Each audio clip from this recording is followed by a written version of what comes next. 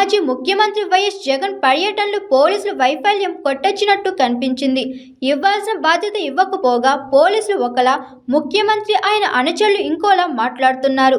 పర్యటనలో జరిగిన ప్రమాదం కాన్వాయ్ వెహికల్ వల్ల కాదని ఎస్పీ స్వయంగా చెప్పాడు. 2 రోజుల తర్వాత మాట మార్చి డ్రామా మొదలుపెట్టారు. మాజీ ముఖ్యమంత్రికి భద్రత ఇవ్వాల్సిన బాధ్యత ప్రభుత్వానికి లేదా అని శాసనమండలి విపక్ష నేత బొత్స సత్యనారాయణ గారు అన్నారు. ఒక మాజీ ముఖ్యమంత్రి వచ్చి పర్యటనకి వెళ్తే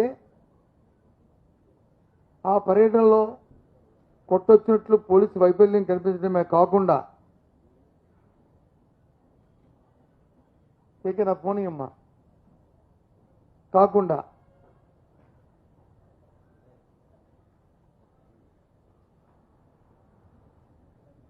జరిగిన పరిణామాలు చూస్తుంటే అందుకు దిగజారి కనిపిస్తుంది. ఓ మాజీ ముఖ్యమంత్రి వెళ్ళినప్పుడు ఓ పార్టీ అధ్యక్షుడు 40% ఓటు శాతం ఉన్న ఓ పార్టీ అధ్యక్షుడు వెళ్ళినప్పుడు వారికి ఇవ్వాల్సిన భద్రత ఇవ్వకపోవడం కాకుండా మొదటి రోజు వచ్చి పోలీసు ఒక మాట చెప్పి తర్వాత వచ్చి అధికారంలో ఉన్న ముఖ్యమంత్రిలో లేకపోతే ముఖ్యమంత్రి తాబేదారులో వారు చెప్పిన తర్వాత మళ్ళీ మాట మార్చి ఏ రకంగా రాష్ట్రంలో పరిపాలన ఉందో చూస్తున్నాం. దానికి ముందుగా ఈ ఈటీవీ, ఈ ఏబిఎన్, ఈ TV5 వాళ్ళు వచ్చి కథనాలు, డిబేట్లు, స్కోలింగ్లు, ఆ తర్వాత పోలీస్ ఇన్వెస్టిగేషను. అంటే ఎంత దిగమగారిపోయింది, ఎంత దిక్కుమాలిపోయింది వ్యవస్థ అనే దానికి ఉదాహరణ. అండర్లైన్ చేసుకోండి. నేను ఎప్పుడు ఇలాంటి మాటలు వాడను. దిగజారిపోవడం, దిక్కుమాలనే మాటలు ఎందుకు వాడుతున్నా అంటే అంత సౌకపారైపోయింది.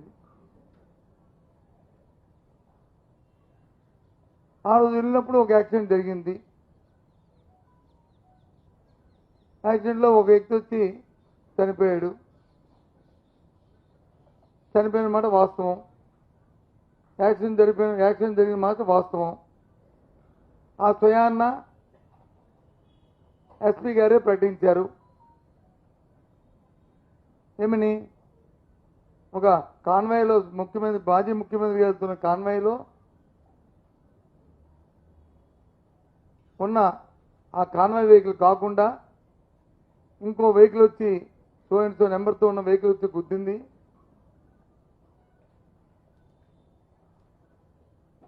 దానివల్ల చనిపోయాడనే విషయాన్ని ఎస్పీఐ చెప్పాడు స్వయంగా.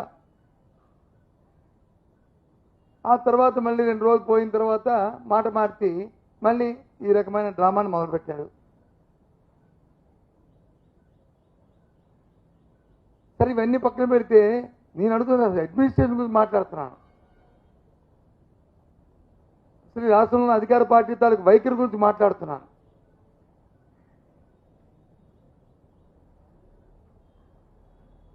చంద్రబాబు నాయుడు తాలూకా తత్వాన్ని గురించి మాట్లాడుతున్నాను. అందుకే దిగజారిపోయింది రాజకీయాలు, వ్యవస్థ వచ్చి దిక్కుమాలిపోయింది అని అనడానికి కారణం అది. ఈ తెలుగుదేశం పార్టీ అని అటు ప్రజలు, ఇటు కార్యకర్తలు అవబట్టే కదా ఇవన్నీ జరుగుతున్నాయి. ఇవి కాదా? ఎలక్షన్ ఎన్నారైంది? సంవత్సరం అయింది. సంవత్సరంలో 2 ప్రోగ్రాంలు మేము పెట్టాం. ఒకటి వచ్చి